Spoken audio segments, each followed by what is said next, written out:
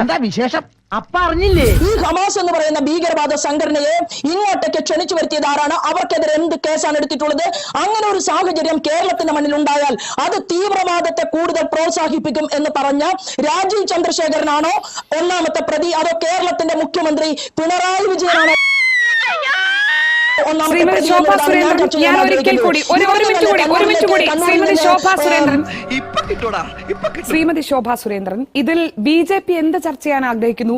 കേരളത്തിലെ ആളുകൾ എന്തൊക്കെ ചർച്ച ചെയ്യണമെന്നാണ് BJP ആഗ്രഹിക്കുന്നതിനുള്ള ഒരുപാട് പ്രശ്നങ്ങളുണ്ട്. ഇന്ന് ശ്രീ അനിൽ ആന്റണിക്കെതിരെ എടുത്ത കേസിലടക്കം അതും കേരളത്തിലെ ആളുകളും രാജ്യത്തെ ആളുകളും രാജ്യാന്തര തലത്തിലുള്ള ആളുകളും ചർച്ച ചെയ്യണം എന്ന് ആഗ്രഹിച്ച് കേരളത്തിൽ ഇങ്ങനെയൊക്കെയാണ് നടക്കുന്നത് എന്ന് BJPയുടെ ദേശീയ സെക്രട്ടറി നടത്തിയ പോസ്റ്റാണ്. താങ്കൾക്ക് അറിയാമല്ലോ. കേരളത്തിൽ ബുർക്ക ധരിക്കാത്തതിന് ഒരു ഹിന്ദു സ്ത്രീയെ സംഘം ചേർന്ന് മുസ്ലിം സ്ത്രീകൾ ആക്രമിക്കുന്നു എന്ന് എഴുതി വെച്ച് ഷെയർ ചെയ്തതാണ് അനിൽ ആന്റണി. കേരളത്തിലെ ആളുകളോട് ചർച്ച ചെയ്യാൻ പറഞ്ഞിട്ട് നടത്തിയതാണ്. നിങ്ങൾക്ക് അതിനോട് യോജിപ്പുണ്ടോ? ഇതൊക്കെ കേരളത്തിലെ ആളുകൾ ചർച്ച ചെയ്യണം എന്നാണോ കേരളത്തിലെ BJP ആഗ്രഹിക്കുന്നത്? അപ്പോൾ ഇപ്പോൾ ഞാൻ ആദ്യം താങ്കളോട് ചോദിച്ചത് നിങ്ങളുടെ കേന്ദ്രമന്ത്രിക്കെതിരെ ഇന്ന് സംസ്ഥാന സർക്കാരിന്റെ ഒരു കേസ് വന്നിട്ടുണ്ട്. ആ കേസിന് ആസ്പദമായി പറയുന്നത് വിദ്വേഷ പ്രചാരണം നടത്താൻ ശ്രമിച്ചു എന്നാണ്. ഒരു കേന്ദ്രമന്ത്രിക്കെതിരെ വിദ്വേഷ പ്രചാരണം നടത്താൻ ശ്രമിച്ചു എന്നതിന് ഒരു സംസ്ഥാന സർക്കാരിന് കേസെടുക്കേണ്ടി വരുന്നത് ഗൗരവമുള്ള സാഹചര്യമാണ്. അതിനാധാരമായ അദ്ദേഹത്തിന്റെ സമൂഹ മാധ്യമത്തിലെ ഇപ്പോഴും പിൻവലിക്കാത്ത കുറിപ്പാണ് ഞാൻ താങ്കളോട് ചൂണ്ടിക്കാണിച്ചത്. അതിനുള്ള നിങ്ങളുടെ മറുപടി എന്താണ്? അതെങ്ങനെയാണ് കള്ളക്കേസാവുക? ഇതിനുള്ള മറുപടി പറയാൻ എനിക്ക് അറിയാഞ്ഞിട്ടല്ല, പക്ഷേ ആർക്കും ഒന്നും പറയാൻ കഴിയാതെ എല്ലാവരും കരുതലും പരസ്പരം ജാഗ്രതയും ആവശ്യപ്പെടുന്ന സാഹചര്യത്തിൽ ഒരു കേന്ദ്രമന്ത്രി ഒരടിസ്ഥാനവുമില്ലാതെ രണ്ട് സമൂഹങ്ങൾക്കിടയിൽ സ്പർദ്ധയുണ്ടാക്കുന്ന ഒരു പരാമർശം നടത്തിയതിനെതിരെ എങ്ങനെയാണ് കേസ് എടുക്കാതിരിക്കുക? നമ്മുടെ രാജ്യത്തെ ഏത് നിയമപ്രകാരമാണ് അത് കുറ്റകരമല്ലാതാകുന്നത്? കേന്ദ്രമന്ത്രി എന്ന് പറയുന്നത് നമ്മൾ ഇരിക്കുന്നത് പോലെ ഇരിക്കുന്ന ഒരാൾ മാത്രമാണ്. അങ്ങനെ ആയിരിക്കണമെന്ന് ഷാനി ചടിക്കരുത്. അല്പന ഐശ്വര്യം കിട്ടിയാൽ അർദ്ധരാത്രിക്ക് ഉടപിടിക്കുന്നു കേട്ടിട്ട് കേന്ദ്രമന്ത്രി എന്ന് പറഞ്ഞാൽ അങ്ങനെ ഒരു വിവരവും അറിവുമില്ലാതെ ഇവിടുത്തെ കേരളത്തിന്റെ മുഖ്യമന്ത്രി പിണറായി വിജയൻ പറയുന്നത് പോലെ പുതിയ പാരയായിരിക്കും. ഒരു മാർട്ടിൻ വന്നു, ആ മാർട്ടിൻ വന്ന് അങ്ങനെ ബോംബുണ്ടാക്കിയിട്ട് ഇവിടുത്തെ യഹോവ സാക്ഷികളുടെ സമ്മേളന നഗരിയിലേക്ക് പോയി. അവിടെ ചെന്ന് അത് ഫിറ്റ് ചെയ്തു. അത് കഴിഞ്ഞിട്ട് അദ്ദേഹം തന്നെ എക്സ്പ്ലോഷൻ നടത്തി. അത് കഴിഞ്ഞിട്ട് ഒരു കുറ്റവാളി, സാധാരണഗതിയിൽ ഒരു കുറ്റവാളി ഇങ്ങനെ ഒരു പ്രക്രിയ നടത്തിയെങ്കിൽ ആ കുറ്റവാളി എന്തിനാണ് ഫേസ്ബുക്കിനകത്ത് പോസ്റ്റ് ഇട്ടത്, അല്ലെങ്കിൽ ഫേസ്ബുക്കിലൂടെ ഈ കാര്യം വിശദീകരിച്ചത്? വലിയ തെറ്റായി പോയെന്ന് എനിക്ക് ഇപ്പൊ തോന്നുന്നു. ഇപ്പൊ തോന്നിയിട്ടുണ്ട് ഫലം എന്താ അതിന്റെ അടിസ്ഥാനം? അപ്പൊ ആരെ കേൾപ്പിക്കാൻ വേണ്ടിയിട്ടാണ്? എവിടെ നിന്നാണ് ഇദ്ദേഹത്തിന് ഇതിനുള്ള സാഹചര്യം ഉണ്ടായത്? എങ്ങനെ കേരളം തനിക്ക് അനുവദനീയമായിട്ടുള്ള സാഹചര്യം ഇവിടെ ഉണ്ടാക്കാൻ സാധിക്കുമെന്നുള്ള ധൈര്യം എങ്ങനെ കിട്ടി? അങ്ങനെ നിങ്ങൾ ജീവിക്കാൻ ഞങ്ങൾ സമ്മതിക്കോ? ഇല്ല. അപ്പൊ ഒരു വ്യക്തി വിചാരിച്ചു കഴിഞ്ഞാൽ അവൻ ഭീകരനാണ്, ആ ചിന്തയിൽ അവൻ ഭീകരനല്ലേ? ഇനി അഥവാ മാർട്ടിനാണ് എന്ന് തന്നെ വെക്കുക. എന്താ അവന്റെ ജിഹാദ് എന്ന് പറയുന്നത്? രാജ്യം ഇങ്ങനെയായി പോയല്ലോ. അവന്റെ ജിഹാദ് എന്ന് പറയുന്നത് പ്രാർത്ഥന സഭയിൽ ഒരുമിച്ച് കൂടിയിട്ടുള്ള ആളുകളെ ഇല്ലായ്മ ചെയ്യുക. ഇത് തന്നെയാണ് എല്ലാ ജിഹാദിന്റെയും അടിസ്ഥാനം എന്ന് പറയുന്നത്. അപ്പൊ ഈ മാർട്ടിൻ എന്ന് പറയുന്ന ആൾക്ക് ഭീകരവാദിയുമായിട്ട് ബന്ധമില്ല എന്ന് കേരളത്തിന്റെ മുഖ്യമന്ത്രി തീരുമാനമെടുത്തിട്ടുണ്ടോ? ശ്രീമതി ശോഭാ സുരേന്ദ്രൻ, നേരത്തെ താങ്കൾ പറഞ്ഞതുപോലെ കേരളം ചർച്ച ചെയ്യണം എന്ന് ആഗ്രഹിക്കുന്നത് എന്ന് പറഞ്ഞുകൊണ്ടാണ് താങ്കൾ താങ്കളുടെ പ്രസ്താവന തുടങ്ങിയത്. BJP ആഗ്രഹിക്കുന്നത് എന്താണെന്ന് വ്യക്തമാണ്. താങ്കൾ അത് ആവർത്തിച്ചുകൊണ്ടേയിരിക്കുന്നു. ഞാൻ വസ്തുതാപരമായ ഒരു മറുപടിയാണ് ചോദിക്കുന്നത്. ഇവന്റെ ഒരു കാര്യം നീഞ്ഞു വന്നേ. ദൈവത്തെ ഓർത്ത് ചതിക്കരുത്. ഒരു വ്യക്തി, ഉത്തരവാദിത്തമുള്ള ഒരു ഇന്ത്യൻ പൗരൻ നമുക്ക് എന്താണ് ആരാണ് എന്ന് ഒരു പിടിയുമില്ലാത്തപ്പോൾ താങ്കൾ പറഞ്ഞതുപോലെ ഇത് ഡൊമിനിക് മാർട്ടിൻ ചെയ്തതാണ് എന്ന് നേരത്തെ തന്നെ ഈ കേന്ദ്രമന്ത്രിക്ക് അറിയാമായിരുന്നെങ്കിൽ അദ്ദേഹം എന്തായാലും ആ സമയത്ത് അങ്ങനെ ഒരു പോസ്റ്റ് ഇടില്ലല്ലോ. ആരാണെങ്കിലും പോസ്റ്റ് ഇടില്ല. ഔചിത്യം എന്നൊരു സാധനമുണ്ട്. ഒരു മനുഷ്യനായ കുറച്ചൊക്കെ ഔചിത്യം വേണം. ആർക്കും അറിയുന്നതിന് മുൻപ് ആ വ്യക്തി തന്നെ ഇത് ഏറ്റുപറഞ്ഞ് കോടതിയിൽ, പോലീസ് സ്റ്റേഷനിൽ ഹാജരാകുന്നതിനൊക്കെ മുൻപ് ഒരു കേന്ദ്രമന്ത്രി ചെയ്തു വെച്ച കാര്യങ്ങളാണിത്. നാണക്കേടായി പോയി. നിങ്ങൾക്ക് മാത്രമല്ല, എനിക്ക് നാണക്കേടാ.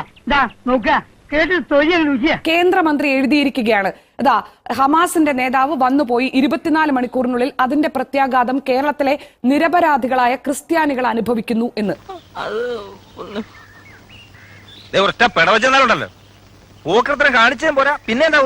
അതായത് ഹമാസ് ആഹ്വാനം ചെയ്തു, അതിന്റെ ജിഹാദിന്റെ ഫലമായി ഇതാ കേരളത്തിലെ നിരപരാധികളായ ക്രിസ്ത്യാനികൾക്ക് നേരെ ബോംബാക്രമണം ഉണ്ടാകുന്നു എന്ന്.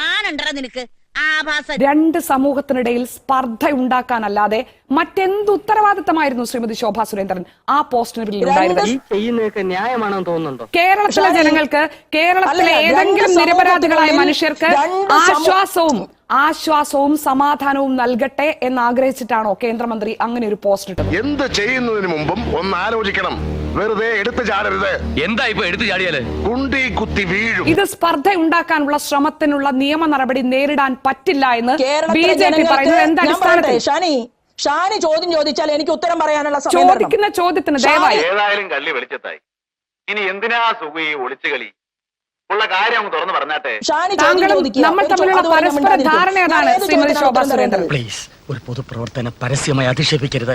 ഉത്തരം തരേണ്ടത് ഇതാണ്. എന്തിനാണ് ഇങ്ങനെ സ്പർദ്ധ ഉണ്ടാക്കുന്ന ഒരു സമൂഹ മാധ്യമ പരാമർശം നമ്മുടെ രാജ്യത്തെ ഭാരതത്തിന്റെ ഉത്തരവാദിത്തപ്പെട്ട കേന്ദ്രമന്ത്രി നടത്തിയത്? എന്തിനാണ്? എന്നെ കൊണ്ടൊന്നും പറയിപ്പിക്കണ്ട. ഇത്രയൊക്കെ വരുത്തി വെച്ചിട്ട് എന്റെ നാവിൽ നല്ല തെറി പോലും വരുന്നില്ലല്ലോ ഈശ്വര. അതിനുള്ള മറുപടി നേരിട്ട് തരൂ, ഞാൻ കാത്തിരിക്കാം, ഞാൻ ഇടപെടുകയില്ല. എന്തിനാണ് ഉത്തരവാദിത്തപ്പെട്ട കേന്ദ്രമന്ത്രി അങ്ങനെ ഒരു പോസ്റ്റ് ഇട്ടത്? ഉത്തരവാദിത്തപ്പെട്ട കേന്ദ്രമന്ത്രി ഇട്ട പോസ്റ്റിൽ ഒരു തെറ്റുമില്ല. കാരണം മലപ്പുറത്തേക്ക് ഹമാസിന്റെ ഭീകരനെ വിളിച്ചു കൊണ്ടുവന്ന് ഓൺലൈനായി ആ ഭീകരൻ പറഞ്ഞത് എന്താണ്? ഇവിടുത്തെ ജൂതനെയും ഹിന്ദുവിനെയും ഇല്ലാതാക്കുന്ന, അവരെ ഡിമോളിഷ് ചെയ്യണം എന്നല്ലേ ആ പ്രസംഗം ഉണ്ടായത്? അതിനുള്ള സാഹചര്യം എങ്ങനെയാണ് കേരളത്തിന്റെ മുഖ്യമന്ത്രി ഈ കേരളത്തിന് മണ്ണിൽ ഒരുക്കി കൊടുത്തത്? ഇനി ഇങ്ങനെയൊക്കെ പാടുള്ളൂ. അപ്പൊ എന്താ അതിനർത്ഥം? അപ്പൊ രാജീവ് ചന്ദ്രശേഖരന് ഇവിടെ നടക്കുന്ന ഭീകരവാദികളുടെ കടന്നുകയറ്റത്തെ, ഇവിടുത്തെ യുവാക്കളെ കൂടുതൽ ഭീകരവാദത്തിലേക്ക് അടുപ്പിക്കുന്നതിനെതിരായി കേന്ദ്രത്തിന്റെ ഒരു വകുപ്പ് കൈകാര്യം ചെയ്യുന്ന കേരളീയനായിട്ടുള്ള ഒരു മന്ത്രിക്ക് എന്താ അമ്മായി ഇത് ഇവിടെ ഇങ്ങനെയാ പോസ്റ്റ് ഇടാനുള്ള സ്വാതന്ത്ര്യമില്ല എന്ന് തീരുമാനിക്കുന്നത് ആർക്കും സ്വാതന്ത്ര്യമില്ല ശ്രീമതി ശോഭാ സുരേന്ദ്രൻ. വസ്തുതാപരമല്ലാത്ത ഒരു കാര്യം ഒരു സമൂഹത്തിൽ സ്പർദ്ധ ഉണ്ടാക്കുന്നതിന് വേണ്ടി ഉപയോഗിക്കാൻ ഒരാൾക്കും അവകാശമില്ല. സ്വാതന്ത്ര്യമില്ല, ഒരു ഇന്ത്യൻ പൗരനുമില്ല. ശ്രീമതി ശോഭാ സുരേന്ദ്രനില്ല, എനിക്കുമില്ല, ശ്രീ രാജീവ് ചന്ദ്രശേഖരനുമില്ല. പെരുമ്പാമ്പ് വിഴുങ്ങി അവന്റെ തലയിൽ നമ്മുടെ രാജ്യത്ത് നിലനിൽക്കുന്ന നിയമപ്രകാരം വസ്തുതാപരമല്ലാത്ത ഒരു കാര്യം അത് ഉറപ്പിക്കുന്നതിന് മുൻപ് അങ്ങനെയാണല്ലേ സമൂഹത്തിൽ സ്പർദ്ധ ഉണ്ടാക്കുന്ന രീതിയിൽ പോസ്റ്റ് ചെയ്യാനോ പരാമർശിക്കാനോ രാജ്യത്ത് ഒരു മനുഷ്യനും അവകാശമില്ല. ഞാൻ ഒരുപാട് തവണ തന്നോട് പറഞ്ഞിട്ടുണ്ട്, ഇവിടെ ഇങ്ങനെയുള്ള ചുറ്റിക്കളിയൊന്നും ഉണ്ടാക്കരുതെന്ന്. ഇപ്പൊ എന്തായി?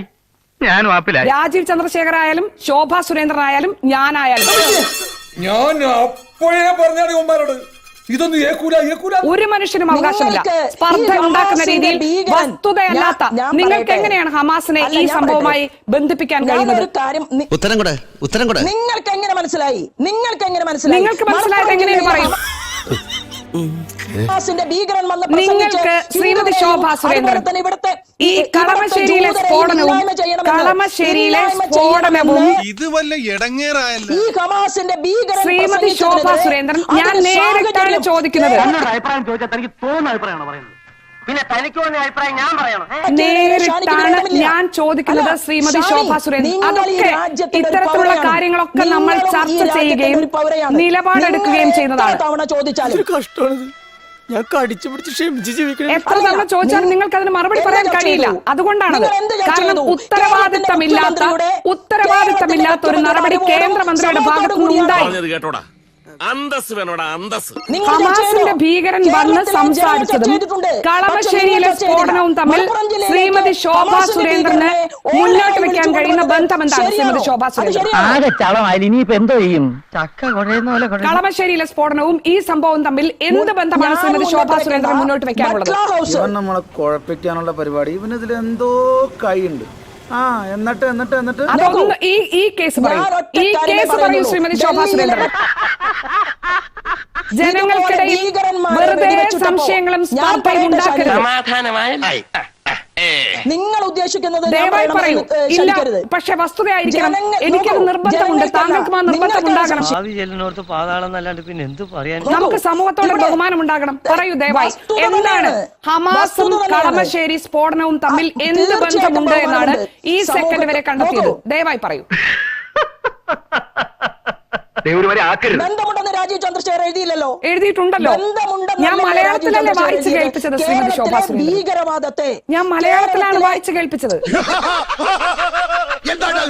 നമ്മളിവിടെ തുണിയിലാണ്ട് ഷാനി, ഞാൻ അദ്ദേഹത്തിന്റെ പറയട്ടെ. പോസ്റ്റാണ്. കേരളത്തിലെ ഭീകരവാദ സംഘടനയെ ഞാൻ പറയട്ടെ. നീ ഒന്നും പണയണ്ട. ഒരു നാട് ഭരിക്കാൻ വലിയ കഴിവൊന്നും വേണ്ട, പക്ഷെ ഒരു നാട് മുടിക്കാൻ കഴിവ് വേണം. ഒരു 6 ഇഞ്ച് നീങ്ങി ഒരു ചുവന്ന സ്വിച്ച് കാണുന്നുണ്ടോ? കാണുന്നുണ്ട്. ഈ സ്വിച്ചിന്റെ കാര്യമാണ്. സ്വിച്ച് അമർത്തി. അമർത്തിയോ? അമർത്തി.